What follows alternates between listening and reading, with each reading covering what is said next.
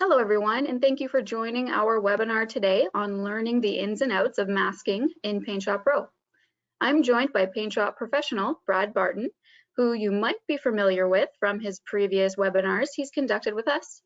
He has a profound knowledge of PaintShop Pro's tool set and has been a power user for many years. He will be demonstrating a variety of tips and workflows to enhance your experience working with masks.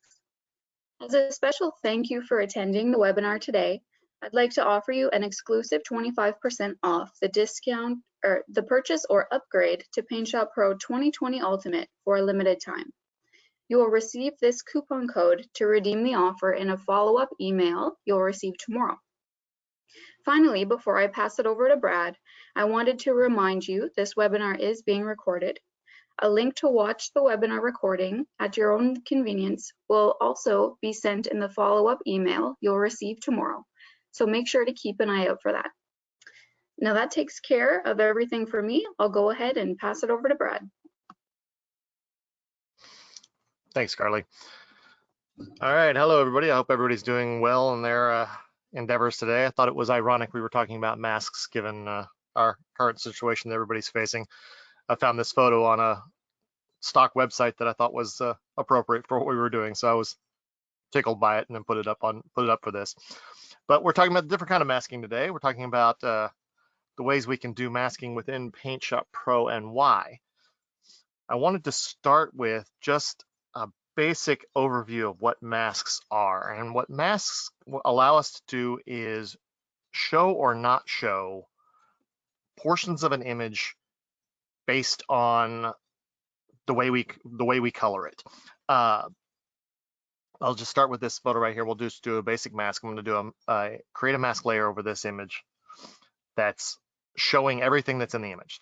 But if you can look over here in the layers palette, you'll see that this mask is marked as, or is completely white, and that is everything that is pure white will be shown through. Everything that is pure black will be erased. So if I take a black brush right now, just a regular black paintbrush, and I can just erase portions of the image by painting it black. Now, why would I do this versus using the eraser brush? And the reason there is the eraser brush only has a limited amount of ability to bring back an image. You can right click and unerase, so to speak, part of the image, but the eraser itself only keeps so much information available for you later on to be able to undo what that was. Whereas a mask, all this area where I just painted white or just painted black, say if I took out a zero accidentally, I can paint back in white and bring all that back in again. And that's the power of our mask. It's a non-destructive way of editing the image.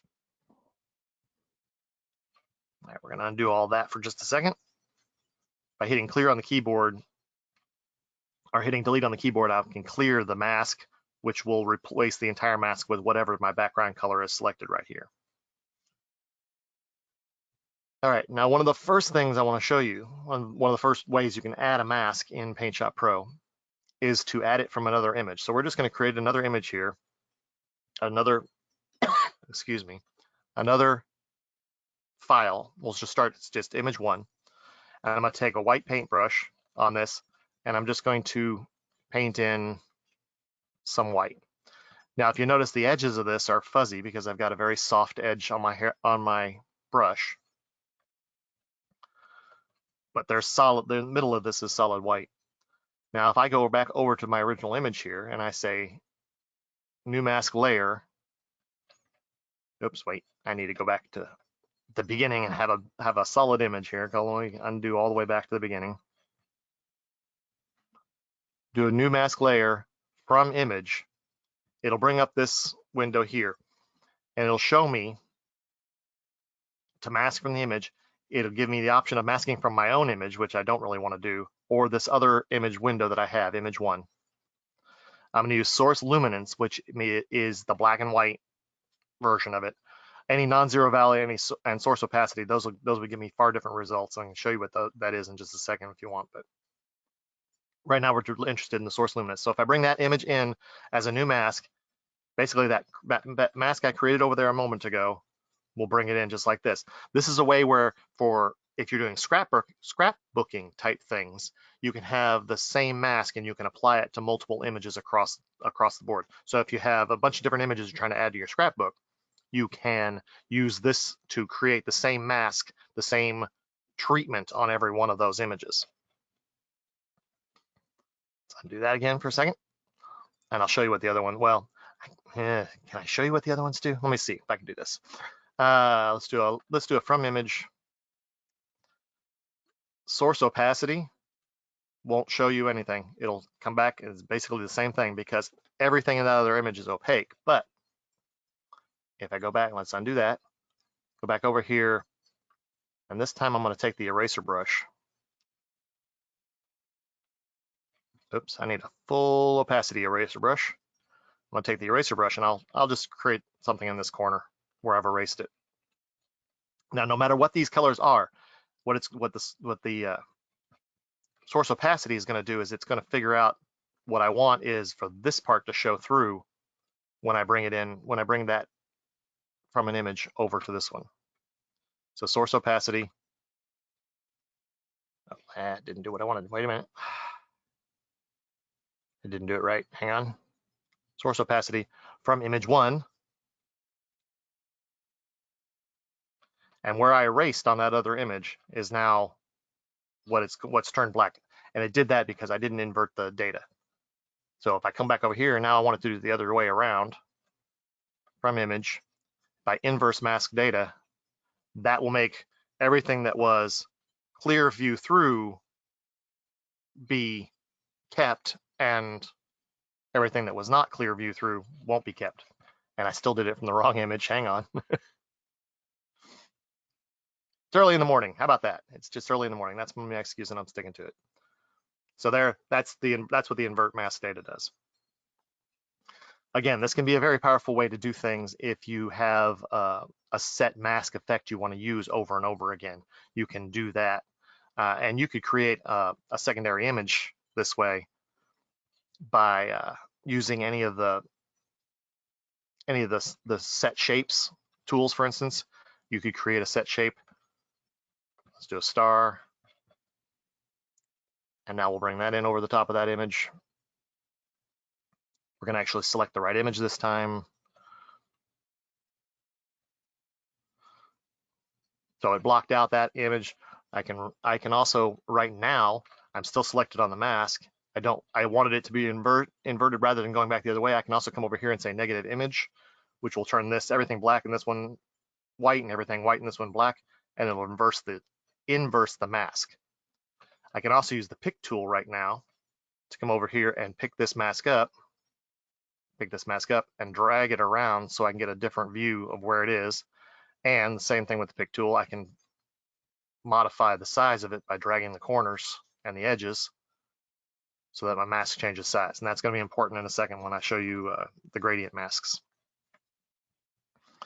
All right, we're going to go back to a different image. Another way you can use masks. So far, I've pretty much shown you everything that is just using just the black and white brushes. There's all kinds of grays in between black and white, pure black and white. So I'm gonna bring these images in right here for just a moment. Let's see what we have. A picture from a visit to Cozumel. This is down on the south point of Cozumel, if anybody's ever been there. I love this rock down there. And I love the sea in general anyway. But it was a typical mid-afternoon day, so the sky itself was fairly boring. So if I wanted to put in a different sky on this image, I've got this sky here that was shot. I'm not even certain where I photographed this. I'll take it over here. I'm going to paste it in as a new layer over the top of what's there. I'll pick it up with the transform tool. I'm going to drag it up here. I want the clouds to be just above that horizon there. I'm going to stretch it so that it fills up the entire image. Now, I don't want to just take out right at that horizon line. I mean, I could come in here and I could just hit the eraser brush, and then I'd have to resize it and try to get to the horizon line and paint it over the rock and all that stuff. what I can do instead of that, let's undo that, is I'll come in here and create a new mask layer. We're going to do another show all layer. Let me get rid of my marquee from the selection. And now instead of filling this with white or black, I'm going to come in here and I'm going to choose the gradient tool. And I'm going to select this gradient here that runs from a very white down to the deepest black. And by filling my mask layer with that gradient, it's going to give me a gradual drop off of that image. It's going to be very, very white up at the top and very, very dark towards the bottom. Now, as I was doing with the drag tool a minute ago, I'm going to come up here. I've gone back to the pick tool. I'm going to drag down the top. And if you'll look over here on the mask layer as I do this, it's filling that top in with white. So everything that's going to be above this line right here where the top of my mask was is filling in with white. So it's going to be very, very visible. And now I want to grab hold of the bottom of this and drag up. And I'm going to put it right around the horizon line. Now this appeared again because it also filled the bottom with white, but I can take my fill tool. I'm still on the mask layer, take my fill tool and fill that bottom with black. And fill that bottom with black. Come on, there it goes. And now the gradient is falling off. It's giving me, let's take it out without the mask again for just a second. It's keeping this part of the sky and then it's gradually dropping off the rest of this and then into pure black and keeping the sky that was there at the horizon so that it doesn't lose the illusion of that sky having been there. Now the sky's a little more interesting. I could have chosen better clouds and make this even more dramatic, but I also wanted to keep something that actually looked like a fairly clear sky because obviously it was a sunny day.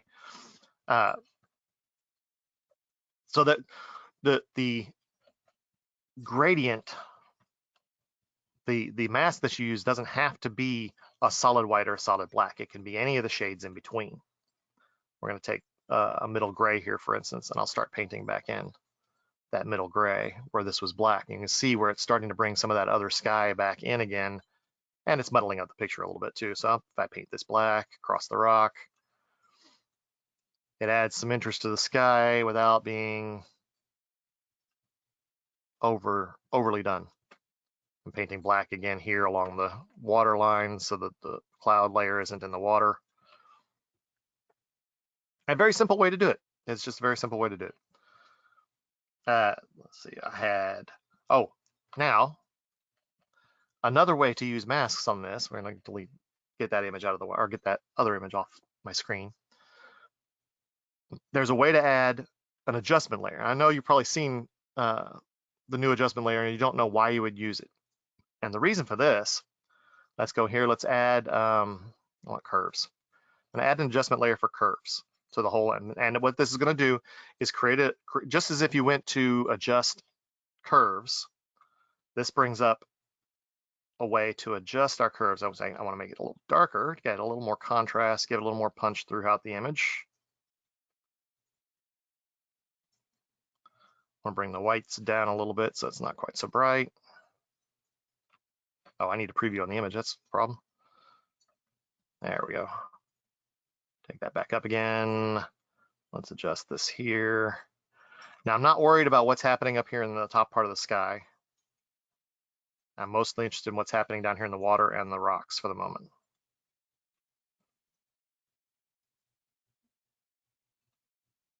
Oops, no. Take that right there. Perfect. Now I've created a new adjustment layer. Now, that wasn't any different than if I had gone into my adjust tool here and chose curves. Right now, it's no different than if I'd gone in here to the adjust tool and chosen curves. Except, if you'll notice, this is a solid white thing. This is a mask. So now I can take that same paintbrush that I was using a moment ago, make white and make black, and anywhere I don't want that adjustment to be, I can paint it black. So now this is taking that curves adjustment I just made off of just this part of the image.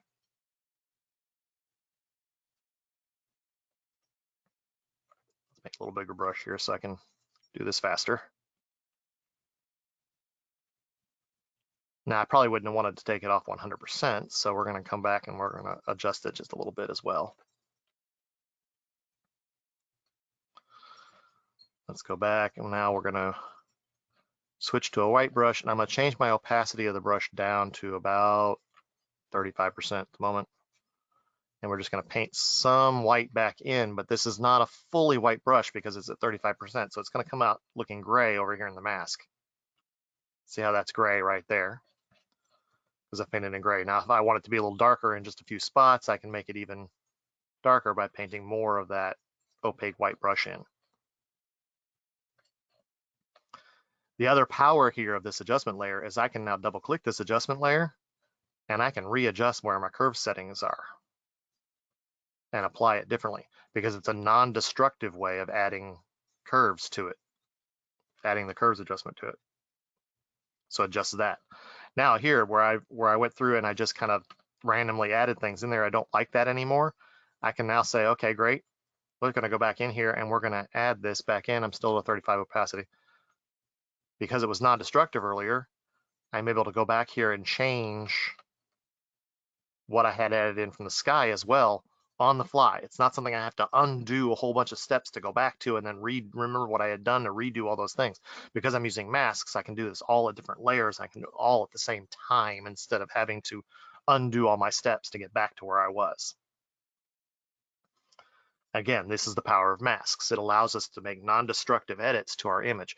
Back here at the very beginning, if I turn these layers off right now, you'll see my original image. I haven't done anything to the original image, which was the background. Everything has been done by adding layers and masks to those layers above it.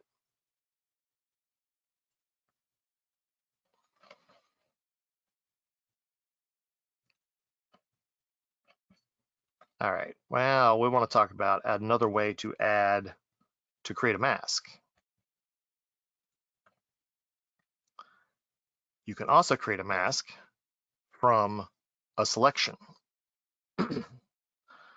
Now, PaintShop Pro 2020 has improved. I don't remember if it's an improvement or if it was added in this time, a smart selection brush to allow you to select similar color things. So by selecting the smart selection brush on my selection tool, I can take out here in this white area around Brandon here. I can select, pull and select. I can click and drag, which will start adding in this white background. Actually, I did it all in one shot for once. That's pretty cool. Added all this selection in here. I can now also go in to the refine brush, and in here where it's near his hair, I can improve my selection just a little bit. Let's see. Actually, it looks pretty good. I don't even need to improve the selection any. Oops, that was not what I wanted to do. That's all right. It worked. It applied that selection, and it gave me a little bit of a feather around the edge of his hair, which is actually what I want here. I'm going to duplicate this layer before I go anywhere, so my background stays the same. It's going to be the original image. Now, let's turn that background off so you can see what it does. Now I'm going to go in here to New Mask Layer. I'm going to use these two tools on this menu, Hide Selection and Show Selection. I want to hide the selection. What it's selected is the background around him. So I'm going to hide that selection. And what it's going to do is come in here and make what was selected black and what was not selected white. And that area there where it was feathered just a little bit is going to be just slightly gray around those edges. Let me get rid of this selection marquee so you can see a little bit better what I mean by that. You can see right here, it's just a little bit fuzzy on the edges where the mask was selected. The hair is just barely visible here. I'll add a solid color back there so you can see it even more. Right there, let's just add black for now. You can see where it made that feathered selection along the edge of the hair. It did a really good job for that selection. right here where the hairs are just off the edge of his ears. Did a really good job for where that is. Now I would never go back in and replace this with a completely black background because it would have issues with things like his hair up in here where the selection tool wasn't quite where I wanted to be, partly because I didn't take the time to do it. There's a little spot down here. It looks like it missed. Now what I can do is, because this is a mask and not an eraser brush, I can come in here and I can refine this even further with that same tool. I'm going to make this up to 100% opacity. I wanted a black brush, not a white brush, so let me switch that. I've got a size of 32, that's probably okay, and a hardness of 0, which means it has a very soft edge, and I can just gently come in here along the edges and take that down. So I get rid of a little bit of that haloing too if I wanted to. If I wanted to take the time to do that right this second, which I don't really want to deal with that right this minute, because I'm not going to do this as a dark background, so it doesn't matter. Now what I can do, what this allows me to do at this point is come in, oops, that's not where I wanted to be. I can come back in with a background, and I can drop that behind him.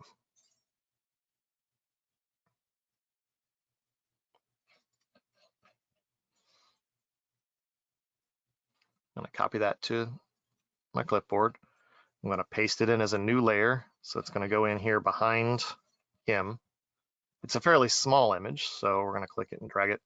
And this is a stock image. I'm not certain where I got it from. I think it may have actually been included with one of the bonus packs from a previous version of PaintShop Pro. So drag it in so it looks like it's in the right spot. So he actually kind of looks perspective like he belongs there. It's a little too much in focus for my tastes for what this would look like in reality. So I'll take a Gaussian blur to it, which I actually have a button I created as a custom button here on my bar, but it's also on an image. No, it's on adjust, blur, Gaussian blur. And 20% is, or 20 radius is probably not gonna be quite enough for what I want to do. We're gonna go to a 20, 30 radius. Just to blur the background a little bit. I don't want the background to be the subject of the image. I want it to look like he's coming off of it just a little bit. Now, from a reality standpoint, it's not a great background for this because the colors don't match, but you can get around that a little bit too. And this is discussed a little bit more in some of the layers webinars that I've done for Corel. We're going to touch on it real fast here. If I change the blending mode of that layer to a screen, you can see I still see some of it. We're going to duplicate that. Oops, not create new layer. I want to duplicate that layer. And we're going to change the duplicate layer to multiply. Now I can change the opacity of those layers to give me something that looks like he kind of belongs in the scene. And because I've got the original back there still, which is turned on again, original back there still, the background that was there is actually showing through just a little bit as well, which means I can go back to my mask on this layer and I can erase just the edges again where some of this white was peeking through that I don't want it to be, and give a little more reality. And you see where I've erased that completely off from the mask so that it's showing through all the way through from the background. Because these middle layers are screen and multiply, it's actually showing the hair from that first layer all the way through the image, even though it's not showing in my top level. So it's blending some of the colors together. So it actually looks a little more natural. It's actually adding some of the color from the background so that it looks like he actually belongs in the scene. And he doesn't have that sharp halo effect. You can do this part even without doing the selection and the refined mask on it, just by masking him out manually by your own hand. And I'll do that on the next image as well. So this image then at this point would be ready for any other retouching you want to do, where you wanted to clean up his face, you wanted to clean up any other issues with flyaway hairs or anything along those lines. You could all do that at this stage now. It's ready to go for whatever tools you would use next on it. Gonna hop out of here, and now I'm going to start bringing some of this all together at one time. And I've got this last image that I was going to work with. This is my friend Kristen, who does a lot of cosplay work, including one of the X-Men known as Rogue. Take a second to load this up.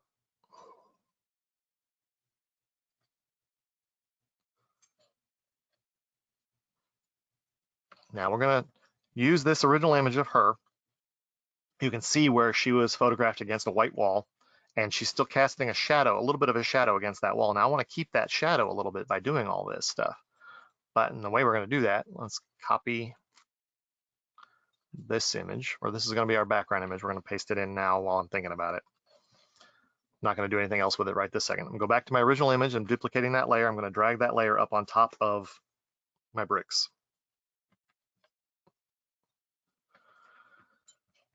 I'm going to create a new layer. This time we're going to show all again. And I'm going to take my black brush and I'm going to start painting out. The areas where I don't want this to be. And I probably do need to resize that wall back there just so it fills the whole image. I can see what I'm doing.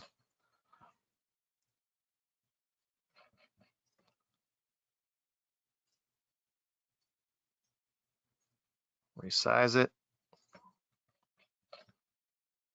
So I can see what I'm doing as I'm erasing the background around her.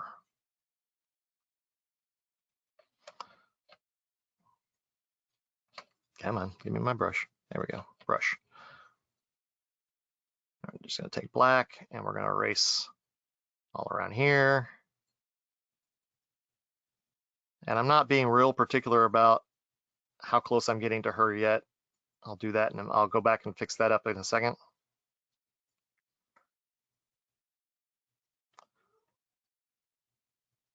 Right now I'm just getting the bulk of the black painted in.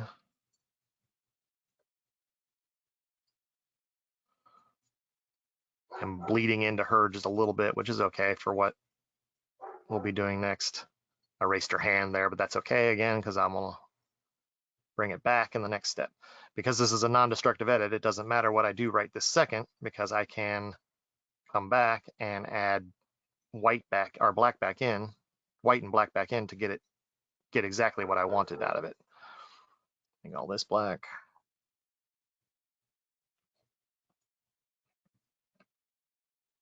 And then just a little bit of area right here, we're gonna make this black, right here.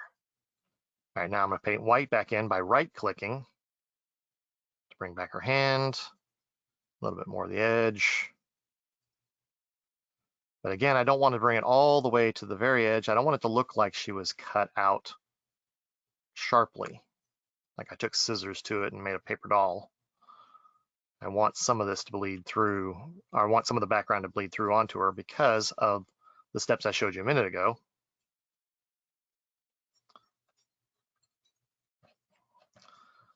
I'm going to take this layer and I'm going to turn it to screen.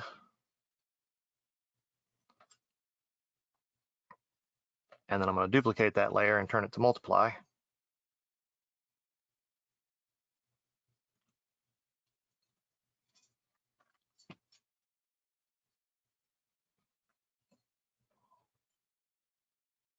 And I'm going to adjust the opacity of those layers to get the colors similar to what I want them to be contrast-wise for her.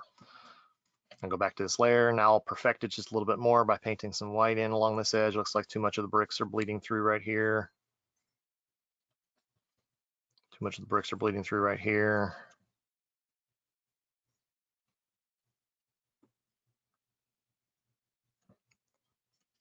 Right here along her edge. And then right here, it's seeing some white background. So I'm gonna paint in black right there and right here. No, white, sorry, white right here, because it's a little too much on her hair right there.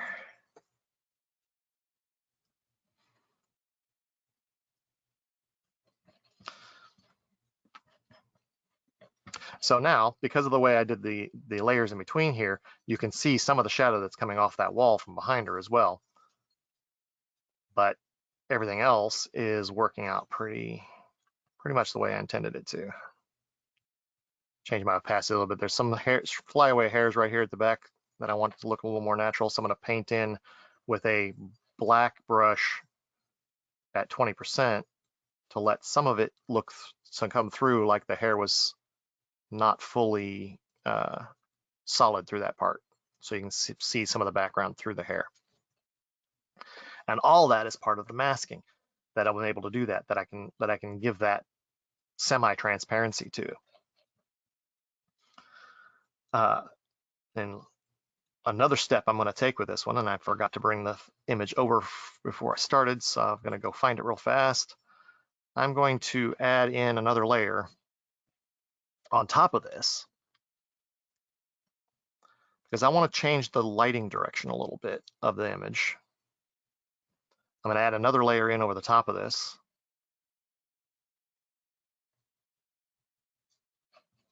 I'm going to click it, take it and drag it so it fills up the entire image. And this is just a mottled gray background. You can use anything you want. I've known to use clouds for this sometimes too. If it's too much detail in it, just don't hesitate to use the Gaussian blur, which I'm actually going to use a little bit here too in a second. Gaussian blur to blur it out even more so the hard lines in it go away. But on this layer, I'm going to change this layer to multiply. And now again, I'm going to take a layer mask to this layer this time, show all. I'm going to grab my paintbrush again. Grab my paintbrush again. My computer's being slow today, sorry. It's been used too much with all these webinars we've been doing lately. And change this. Okay, it's at 20% to about 20 opacity. I'm going to get a little bit larger brush. And now I'm going to paint back in. I'm going to paint out, with black where I want light to look like it's coming from. So it's going to take out that gray model background I added in here, and it's going to add in some light highlights in places on her. So it looks like we have a little bit more dramatic lighting than we do. And again, my computer's running a little slow, so forgive me. Come on, catch up with me. Come on, computer, catch up with me. There we go. You can see where it's just painting in just a little extra light. I can go through and I can be particular about giving her some edge lighting this way. I can add a little more light to the front. I add light to this part of her face so it looks like the light is coming in from this side. It's a little bit more highlights in her hair. I'm going to resize the brush a little bit.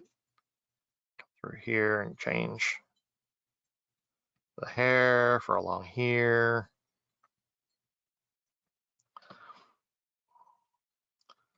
And what that did, there's our original before I started adding this layer in.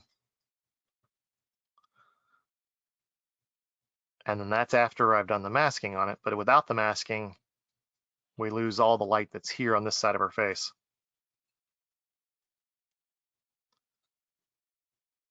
So it just looks like a flat image at that point. But this gives us a little bit more light direction coming in from the left side.